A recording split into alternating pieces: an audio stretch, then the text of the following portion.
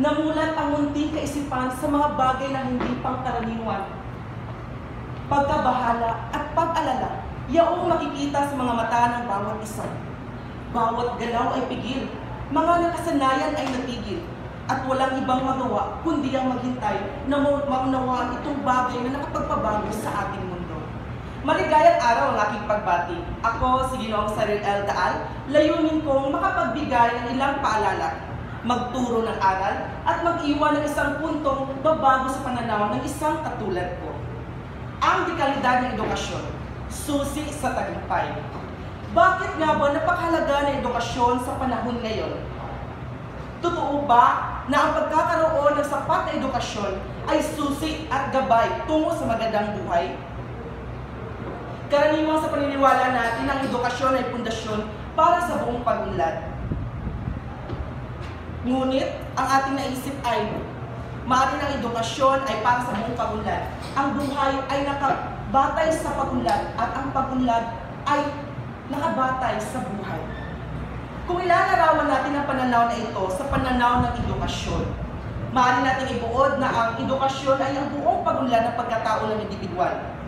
Kaya, ang edukasyon ay walang iba kundi ang buong pag-unlad ng pagkatao ng individual. Ang edukasyon ay isang proseso ng paggawa ng tao. Sa makatuwid, ang edukasyon ay kinakailangan para sa lahat. Ano man ang pag-unlad ng lipunan sa paglipas ng mga seglo ay dahil sa edukasyon. Bilang pundasyon ng lipunan, ang edukasyon ay nagdudulot ng mga reforma, tumutulong sa pag-unlad, at nagbibigay daan para sa pagbabago. Ang kahalagahan ng dekalidad ng edukasyon ay nagbibigay sa atin ng magandang kinabukasan. Noong taong 2020, tumama ang COVID-19 sa buong mundo at isa ang edukasyon sa pinakamahalagang salik na naapektuhan ng masama. Inaanunsyo sa karamihan ng mga bansa ang pansamantalang pagsasara ng mga paaralan na nakakaapekto sa higit sa 71% ng mga mag-aaral sa buong mundo.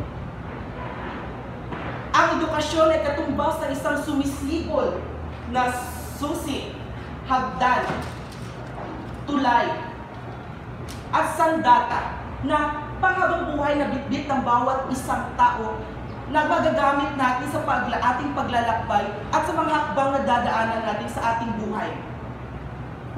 Kung wala ang mga ito, maghihirapan tayo na maabot ang ating mga pangarap at mga mithiin sa mundong ito.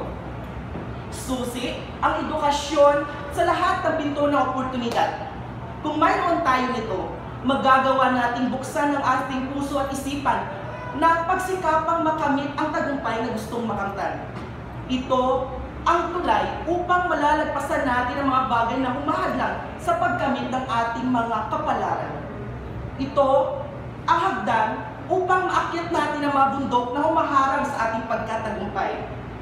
Ito rin ang isang sandata laban sa lahat ng kahirapan na mararanasan sa pagkamit ng mga pangarap. Kaya naman, huwag nating sayangin ang ating paghihirap, mag-aral ng mabuti, at pagsikapang makamit ang mga minimithi. Tunay nga napakahalaga ng edukasyon sa buhay ng tao. Subalit, ang kasanayan o kaalaman sa pagsulat at pagbasa ay hindi sapat upang ituring edukado ang isang tao. Kaya't nararapat lamang na dekalidad ng edukasyon ang natatanggap ng mga Pilipino. Maraming salamat po. Naway pagpalain tayo ng ating pong may kapal. Magandang araw sa ating lahat.